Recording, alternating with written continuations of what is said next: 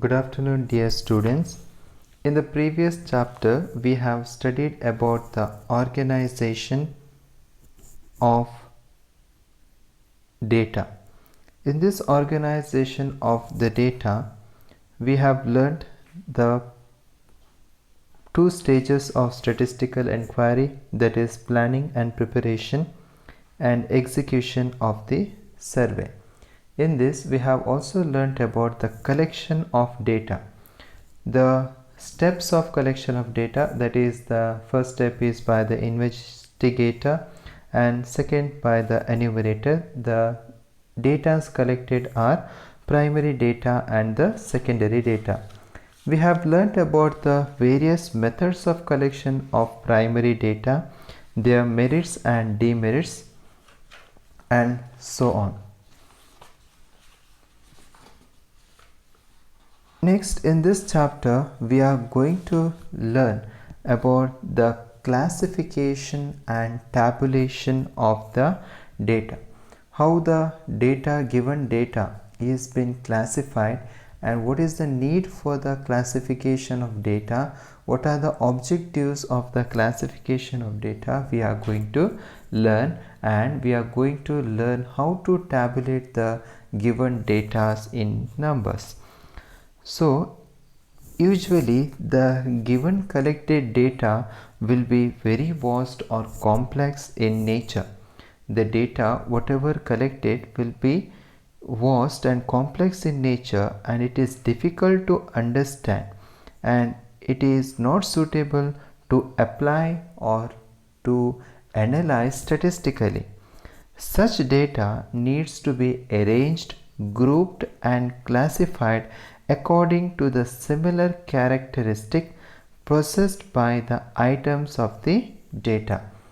So whatever the data which has been got, we need to undergo through the suitable statistical methods. So the vast data which has been received, we are unable to apply the suitable statistical method. So we are going to classify the data first. So first we shall learn about the meaning of classification of data. According to Professor Horace Sechrist, classification is the process of arranging the data into sequences and groups according to their common characteristic on separating them into different but related parts. According to Professor Horace Sechrist, he defines classification of the data as classification is a process of arranging the data into sequences and groups according to their common characteristic on separating them into different but related parts. Next, we shall move on to the definition. What is the exact definition of classification? What we need to understand. Classification is nothing but the process of arranging the data into groups or classes according to common characteristics possessed by the items of the data. Classification is the process of arranging the data into groups or classes according to the common characteristic possessed by the items of the data. Here, whatever the data is being collected, we are going to arrange them into groups. So the data collected, first it is arrange them into groups or into the classes according to their common characteristic possessed by the items of the data. That is, sorting of the different items on the basis of the similar characteristic possessed by the items constituting in the data. We are going to sort the data of different items on the basis of similar characteristics possessed by the items constituting in the data. Next, we shall learn about the objectives of the data. What is the main objectives of classification? why we are going to learn the method of classification. The first objective is to reduce the size of data. To reduce the size of the data, whenever the data is being collected, the classification will reduce the vast and the voluminous data into handy size. The large data is being shortened into handy size, so this method is been useful for us. So the first objective is it reduces the size of the data. Next, second one, to bring the similarities together. To bring the similarities together, that is, classification will simplify the data by arranging similarities and dissimilarities contained in the data. Whenever the data is being classified, we are able to identify the similarities and the dissimilarities contained in the data. Next, third one, to facilitate comparison. Classification helps in comparison of data characteristic. Here, the classification will make us to compare. We can easily compare the data on the basis of a classification. Next, fourth one, to give importance to significant features of the data. To give importance to significant features of the data, that is, unnecessary and irrelevant details in the data are eliminated at the time of classification and make use the data more precise and compact. So the importance is nothing but we are going to receive only the significant features of the data. Whatever the necessary things are there, we are going to consider. All the unnecessary things we are not going to consider after classification. Next, the fifth objective is to enable further statistical analysis. To enable further statistical analysis, classification of the data enables further statistical analysis and hence to draw meaningful conclusion. So these are the 5 objectives of a classification. First one, it reduces the size of the data. The vast data is been reduced into the handy size. Second is to bring the similarities together. To bring the similarities together. Third one, to facilitate comparison. Fourth one, to give importance to significant features of the data. And fifth one, to enable further statistical analysis. Next, we shall move on to the types of classification. Classification generally is made into 4 types. Generally, the classification of data is been made into 4 types. First one, chronological classification. Chronological, or it is temporal classification. Geographical classification, it is spatial classification.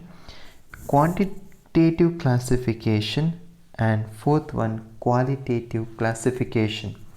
First one, chronological classification. Second one, geographical classification. Third one, qualitative classification. Fourth one, quantitative classification. Now we shall learn in detail what are these 4 types of classification. First, we shall move on to the chronological classification. We have heard that chronology means orderly arrangement of statistical data according to time, date of happening of an event. Chronology means orderly arrangement of statistical data according to time, date of happening of an event. If the data are arranged over a different period of time, then the type of classification is called as chronological classification. The data which is been arranged over a different period of time, one after the other, orderly, if it is arranged depending on the time, then the type of classification is called as chronological classification. We shall see the example, that is population of India from 1931 to 2011. The population of India from 1931 to 2011. See the years and population in millions. In 1931, the population was 279 millions. In 1941, it was 319. 1951, it was 361 million. 1961, 439 million. 1971, 548 million. 1981, 683. 1991, 846. 2001, 1002 millions. 2011, 1210 millions. So you can see it is been orderly arranged. From 1931 it is 1941, after that 1951, 1961, 1971, 1981, 1991, 2001 and 2011.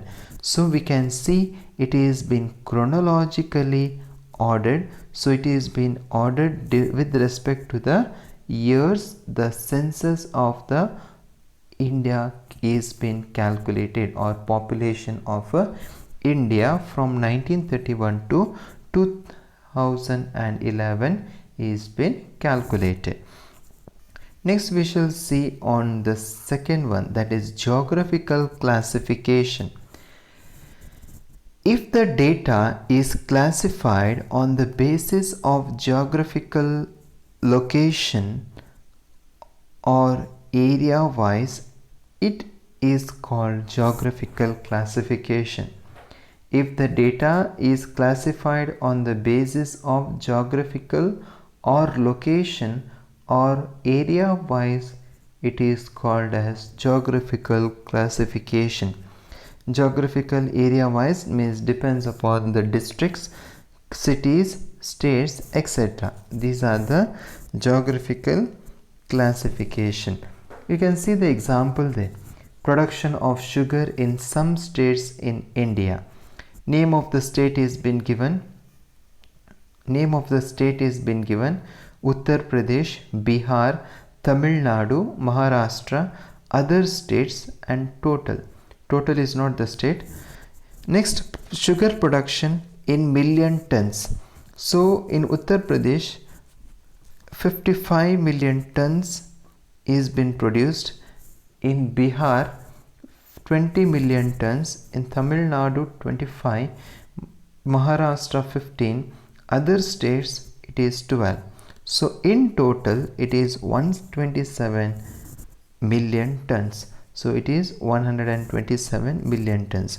The production of sugars depends sugars in various states of India. Next is qualitative classification. Qualitative classification, if the data is classified on the basis of qualitative characteristics. The qualitative characteristics are nothing but the literacy, employment, religion, etc. So the data classified on the basis of qualities of an individual, it may be the literacy, employment, religion, etc. So the classification of units on the basis of single characteristic is simple or one-way classification. Classification of units on the basis of single characteristic is simple or one-way classification. Example, it is given: the resident of a certain locality can be classified according to the occupations. See the one-way classification. Occupation is given and number of residents is given. What are the occupation? We are going to consider here qualitative. What is the quality here? That is office assistant, businessman, teachers, bank employees, etc. So office assistants, business, teachers, bank employees, this describes the quality of a individuals or the number of residents whoever are there. So we need to calculate the residents of the certain locality classified according to their occupation. Next we shall see the classification of units on the basis of characteristic in two classes. That means is called as dichotomous classification. The classification of units on the basis of characteristic in two classes is called dichotomous classification. Example, members of a club can be classified on the basis of sex as members, and members may be male or female. So members are male and female. So in total will give you the total members. So under members there are male as well as the female members. So the classification has the two classes of units are there. Two classes of units you can observe. Under the unit members we can find two subunits. They are male and female. Next is the classification of units on the basis of attributes in two or more characteristic is called manifold classification. The classification of units on the basis of attributes or the units in two or more characteristic is called manifold classification. These are also called as contingency table. These are also called as contingency table. Now you consider the population of a state. Now the population will comprises of men and women. So here we are going to classify the given data as, see the example. First is the population. Next it is divided. Population is divided into men and women. Next we are going to consider the units as literates and illiterates. So in men there are literates as well as illiterate. In women there are literates as well as illiterates. Now among literates how many are employed, and among literates how many are unemployed. Similarly it will continue same thing for illiterates. In illiterates how many are employed, unemployed. Among women, literates employed, unemployed, illiterates employed, unemployed. Next, among employed, how many are married and how many are single. Among unemployed, how many are married, how many are single. So this way we can get the classified data. Next thing is fourth one, that is quantitative classification.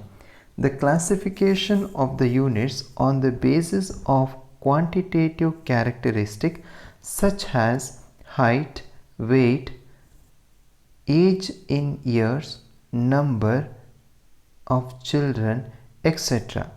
is called quantitative classification. Example, the group of students may be classified according to their heights. The group of students may be classified according to their heights. That is heights in centimeter 140 to 150, 150 to 160, 160 to 170, 170 to 180. So how many number of students are there within 140 to 150 describes the height, that is 6 students are there in 140 to 150. So here we are going to consider the quantity. How many students, number of students will describe you the quantity of a certain characteristic height.